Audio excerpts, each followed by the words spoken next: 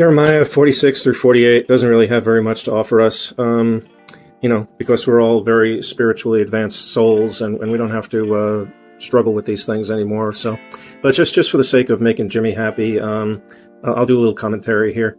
Of course, if you do still struggle with such things as dangers of pride and misplaced trust and the consequences of spiritual apathy and inaction, things of that nature, then maybe there's a lot in Jeremiah 46 through 48 that we need to discuss.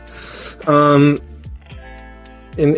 this section, God delivers powerful prophecies of judgment against several nations surrounding Judah. One of those, once again, is one of our favorites, Egypt, even to this day. Philistia. Every time I see it starts with a P, I'm thinking, that's probably Palestine. And Moab. And prominent theme in these prophecies is the nation's pride and their reliance on their own strength, wealth, or alliances rather than on God. Of course, we live in America, so we don't know anything about that either. Egypt trusted in its military might, Philistia in its fortifications and alliances. Today, you might say in its tunnels. And Moab in its prosperity and in its deities. Again, this is a cautionary tale. It's a cautionary tale, reminding us not to put our trust in earthly things of this nature, or like perhaps in our own lives, career, success, material possessions, or even our own abilities. This influencer that I've watched on occasion loved to say, our blood couldn't save a squirrel, and it's true. We are much better off to trust in God and in His abilities than in our own. Oh boy.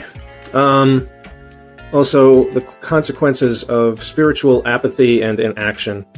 I saw a band back in the 1980s called the Dixie Dregs. Does anybody remember them? They were good. They were really good. And I remember the bass player had I called it a sawed-off bass. You know how like a sawed-off shotgun would be like truncated because you sawed it off?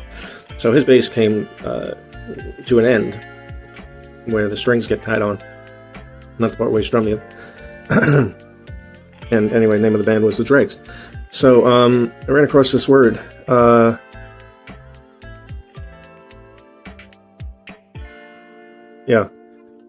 Moab's spiritual condition is depicted through the analogy of wine left on its dregs. So what are dregs? First time that I ever looked it up to see what dregs are. It's important to look up these words sometimes.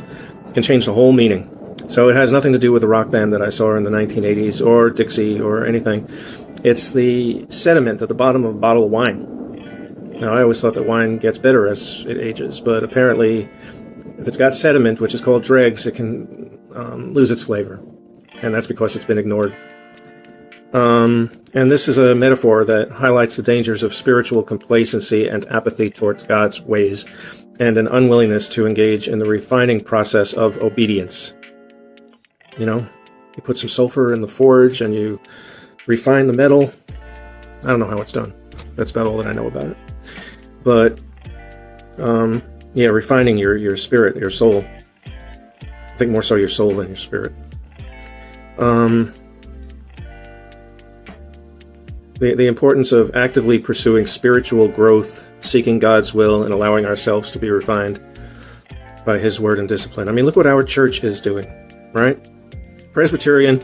I want to stay Presbyterian. We want to stay Presbyterian, but there's so much in the Anglican faith that we can benefit from just in terms of the historicity of the church and how that can enrich us spiritually. So we're going to do this new thing. We're going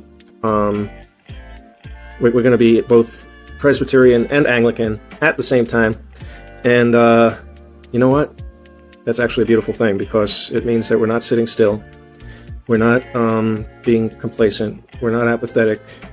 We are actively pursuing the spiritual growth of everybody that attends Beach Church, seeking God's will, and allowing ourselves to be refined by His word and discipline.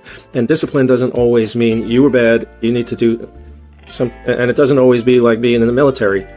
and having certain discipline. You have to follow protocol, and everything's got to be squeaky clean and all of that. It also means just the discipline. Another definition of the word is the training in a particular field. In this case, in our spirit, in our souls.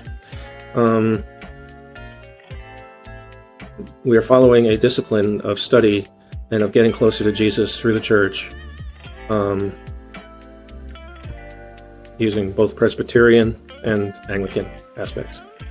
So, Jeremiah 46 through 48 cautions us against pride and misplaced trust in worldly things, emphasizing that security and advancement lies in God alone. Finally, it warns against spiritual complacency and encourages a vibrant, active faith that embraces God's discipline and seeks his transforming power. And that's what I have to share with you about Jeremiah 46 through 48. Except for that, aren't we blessed? Sincerely, honestly, earnestly, we are all very blessed to be a part of this church and to be part of a community that is striving and working with each other to get closer to God every hour of every day, one way or another.